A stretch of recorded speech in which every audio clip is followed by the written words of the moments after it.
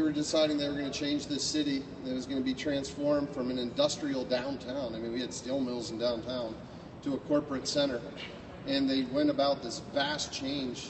The bulldozers came in and they cleared the way, and they built big wide roads, and they built bridges and tunnels to get people. And then they went into neighborhoods like the North Side and built big areas where cars could drive around in a big mall, and went into the Hill District and took down a lot of the houses and businesses, and over into East Liberty, and built big transportation systems with a circle that went around it. And 60 years ago, we designed everything for the automobile. It was all designed around the automobile. Today, we're learning the lesson, and we're looking at how to redesign the city for all. For those that use public transit, for those that walk, for those that have needs, for those that use a bike, and for those that drive in a car. What you design is what you end up with, and what you end up with, if not done right, only causes problems later on. Rich talked about a lot of the celebrations that have been happening with the county. The local celebration doesn't end today. The Pirates will offer a resource fair focusing on adaptive sports. October will include the Real Abilities Film Festival and the Dick Thornburg Forum for Law and Public Policy. We'll hear from Mark Johnson, the chair of the Legacy Project and the director of Disability Advocacy. Pittsburgh's proud of the many milestones that we've had in the city over the past 25 years as well. In 1986, Mayor Caligiuri formed the Committee on Architectural Barriers, which mandated that all buildings designed, constructed, altered, or leased with federal funds be made accessible. Installing curb cuts in downtown Pittsburgh was one of the committee's first projects. We're proud to continue on that, and I hope you've noticed that our audible signals now go far beyond downtown and into the neighborhoods. In the early 1980s, the Pittsburgh Committee for Accessible Housing was formed. In 1998, the city and the county launched Disability Agenda 2000, a process to recommend policies that will bring about the highest quality of life, equal opportunity, and effective participation in community life for people with disabilities. And in 2004, the Urban League, the Community College of Allegheny County, Three Rivers Center for Independent Living, and the City of Pittsburgh were the first to sign pledges to employ people with disabilities. Oakland for All, Beyond Accessible, a project of the Oakland Business Improvement District, is focused on ensuring that Oakland is fully accessible and welcoming to all who live, work, and visit there. Projects include raising awareness among business owners, physical barriers at their entryways, and creating apps and other technology for wayfinding support. It's my pleasure to introduce another person who's been at the forefront in fighting for all in the city, and that's John Tague. John is a member of the Port Authority Board.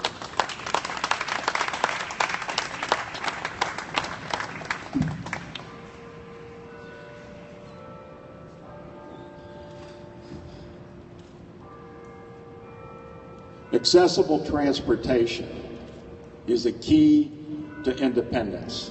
Accessible transportation is the key to independent living. Good afternoon, or good morning rather.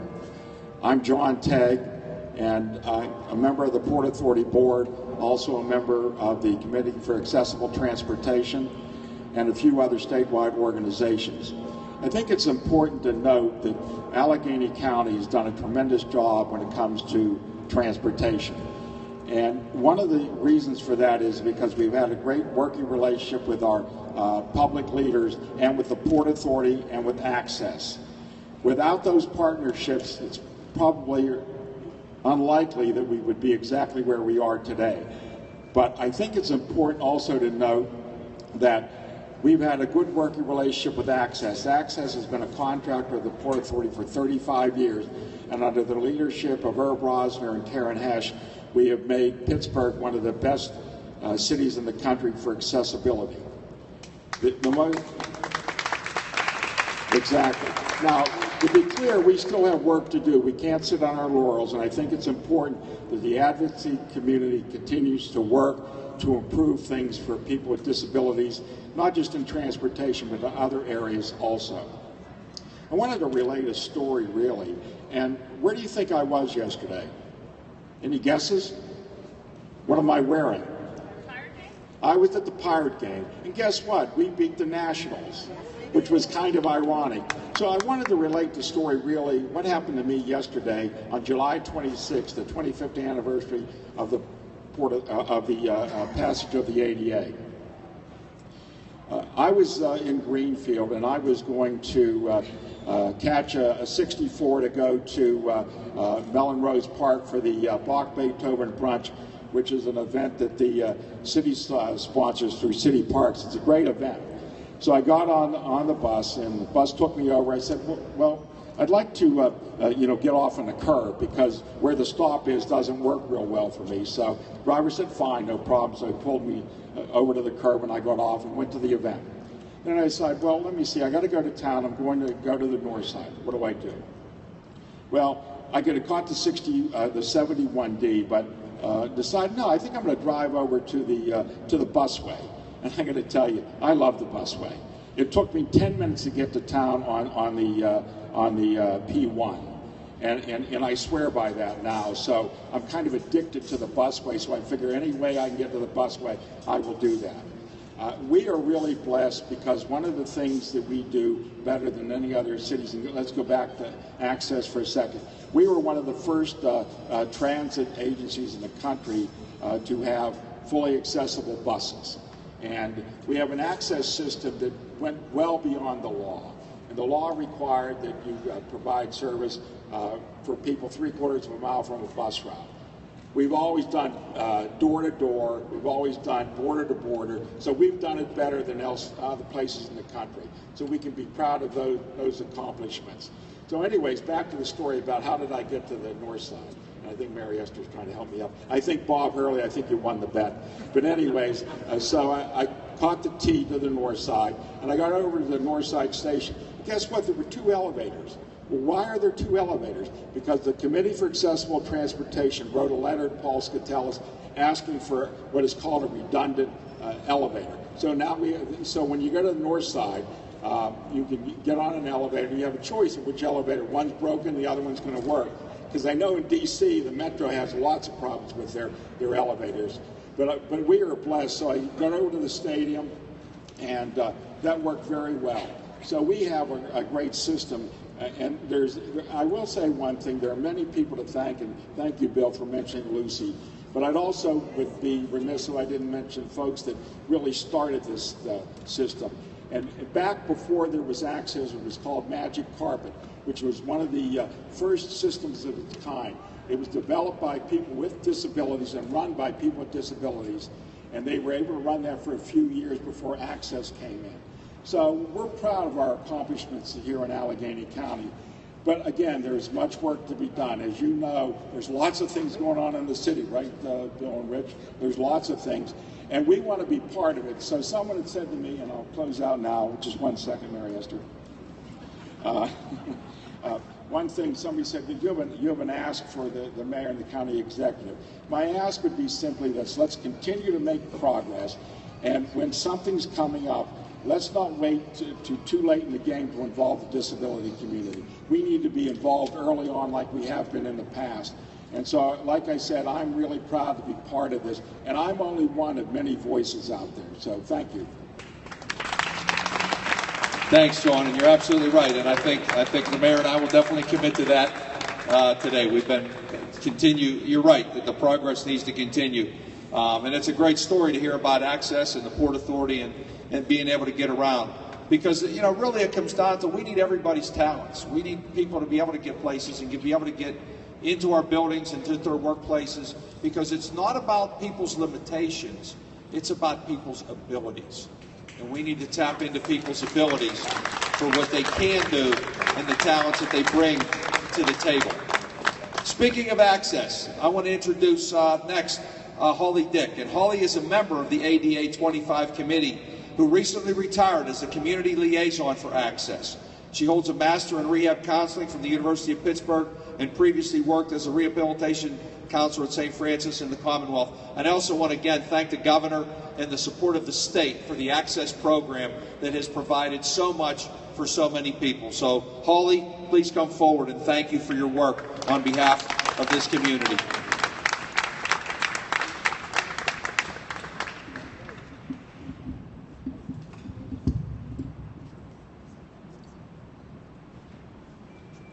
Good morning. My name is Holly Dick, and I'm here to give you the long view of the history of the ADA in this county and this city. I'm a member of the generation of people who, with disabilities, who started working many years ago in the early 60s and 70s with the state, the county, and the city to try to get some disability rights established. It's been a long haul, but we're very proud of what's been accomplished, and particularly with the ADA, of course. When we started out, a person in a wheelchair could not traverse the sidewalks of Pittsburgh or any of its surrounding communities. Now, after the passage of the ADA, there are curb cuts and wheelchair ramps in almost every major intersection and most of the side streets. We're very proud of that and grateful for it. When we started out, most of the public buildings were not accessible. Now, the vast majority of public buildings are accessible with one accessible entrance and hopefully one accessible restroom. Likewise, we have elevators throughout the area that are labeled, in addition to just regular numbers, with raised large print numbers and braille, enabling everybody to operate the elevators. We have wonderful audible pedestrian signals which enable a person who is blind like me to cross streets safely. In the area of communications, we've made tremendous strides since the ADA went into existence. We now have screen readers which enable visually impaired people to use a computer and to surf the internet. And I use one in my work almost all my life. As soon as they were invented, I got one. And likewise, we have talking cell phones and smartphones which enable people with visual disabilities to communicate with those devices. Looking at the devices which were developed for deaf people, we have wonderful closed captioning and texting, which was originally developed for the deaf, but is certainly used by everybody these days. And I want to talk about the arts just generally in Pittsburgh. They've been made much more accessible than they used to be. Now you can go to a performance in one of the major theaters or even some of the smaller ones in outlying areas and get a device which enables on one channel a person with a hearing disability to get augmented sound. On the other channel, a person with a visual disability can listen to audio descriptions of performances which are scheduled for particular dates. So these are very, very helpful things. We in the disability community hope that we recognize that all of these things, the ramps, the special services, the elevators, the communication devices, are used by the general public, not just by people with disabilities. We hope that in the future, the very near future, that all construction in this whole area will be done on a universal design principle so that it will enable every person, every citizen, regardless of whether he has a disability now or whether she will develop it in the near future, will be able to live independently in his or her home and function in the community as an independent person with dignity. I want to remind you that the ADA is for everybody, not just for people with disabilities. Thank you.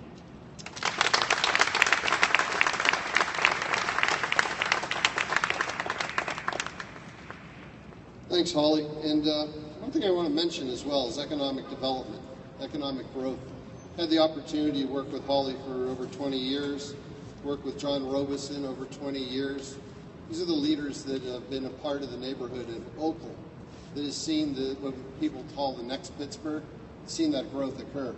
And at every one of those developments and the $1 billion that they oversaw through their organization, the Belfield Area Citizens Association, they made sure that these standards were a part of everything that happened, even if it wasn't required by law. And what did we see? A transformation in the economy of Western Pennsylvania, and it done in the right way because of strong advocates on the local level making sure that it happened. So thank you, Holly. Thank you, John, as well. It's now my pleasure to introduce Vanita Smith. Benita is a teacher at the Western Pennsylvania School for the Deaf and serves as an advisory council member for the UPMC Disability Resources Center. She recently spoke at the Rights to Action Conference of the United Way. Ms. Benita Smith.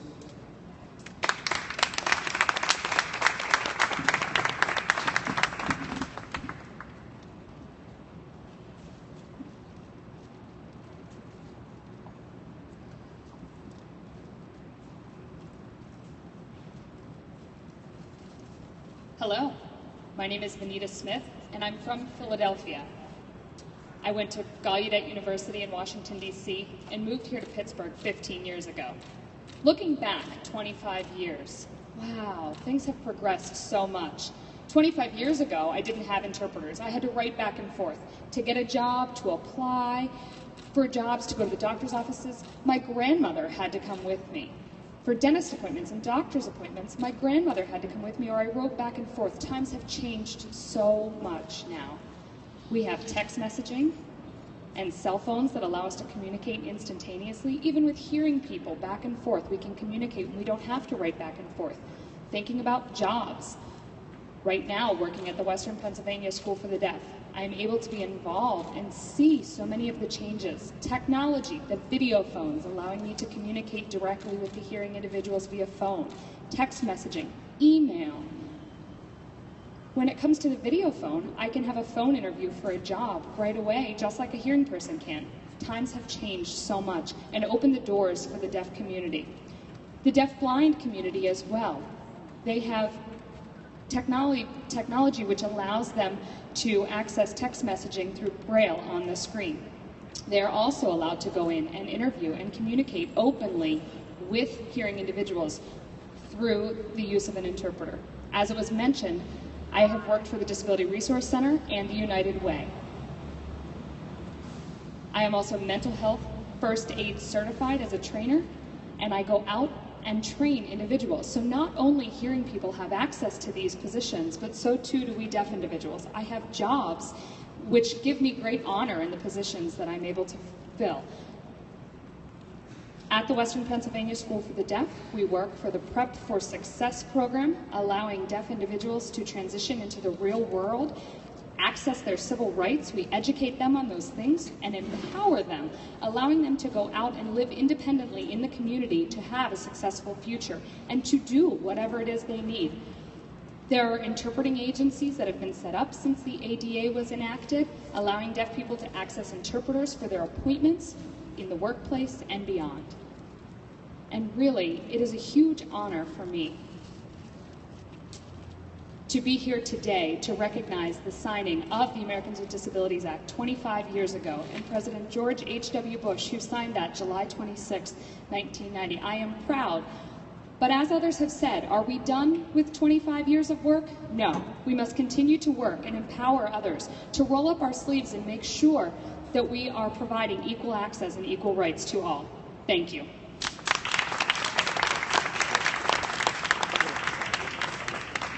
Thank you, Benita. And last but not least, before the mayor and I close up, I want to talk about another corporation who's done some great work, and that corporation is Giant Eagle.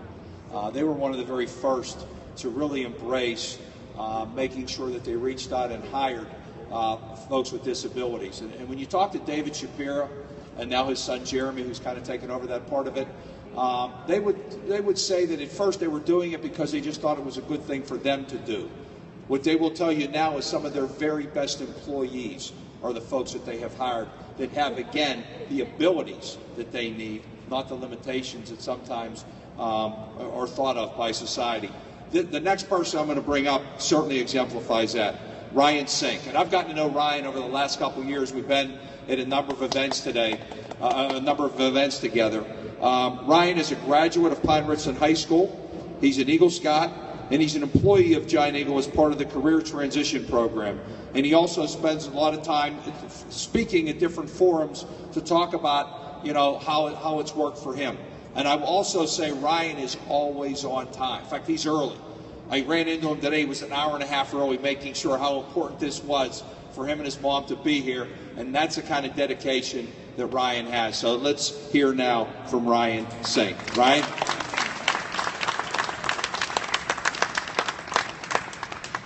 Hello, everyone. Thank you for all of you being here and for the opportunity to come and speak.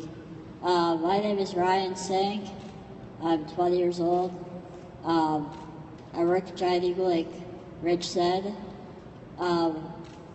It doesn't matter whether or not you have a disability. Everyone needs work experience.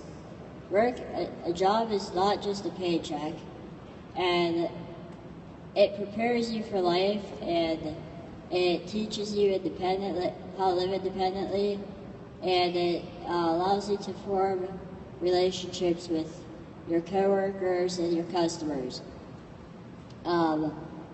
It is important for young people with disabilities to have work experience, and it is important for other companies to hire people with disabilities. We all need a job. We all need to make our way in life. And thank you to everyone who helped out with the ADA 25 years ago. I wasn't alive then, but I really appreciate everything that has changed from then. Thank you.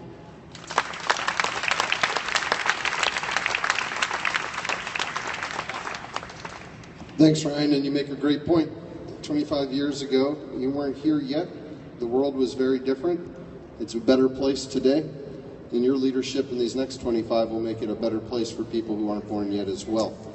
I want to thank the groups that put this together. We have the ADA 25 local organizing committee, and they are Achieva, Allegheny County, Bender Consulting Services, the City of Pittsburgh, the City of Pittsburgh and Allegheny County Task Force on Disabilities, Community Living and Support Services, CLASS, Consumer Health Coalition, FISA Foundation, Pittsburgh Cultural Trust, Pittsburgh Pirates, the Port Authority of Allegheny County and Access Transportation, Temple University Institute on Disabilities, Western Pennsylvania office, Three Rivers Center for Independent Living, the United Way of Allegheny County, the University of Pittsburgh LEND Program, the University of Pittsburgh Medical Center, the University of Pittsburgh School of Health and Rehabilitation Services,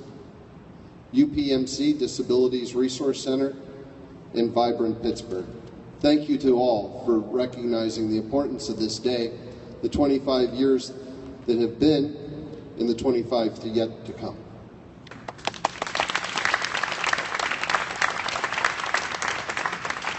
And I want to also thank the mayor and his great leadership with the city and city government for also being just a great partner all these years. I also want to remark that earlier this year, we were proud, the county was proud, to join in an announcement that the Kessler Foundation had provided funding to enhance the United Way's Career Transition Project, which assists young people with disabilities to find jobs.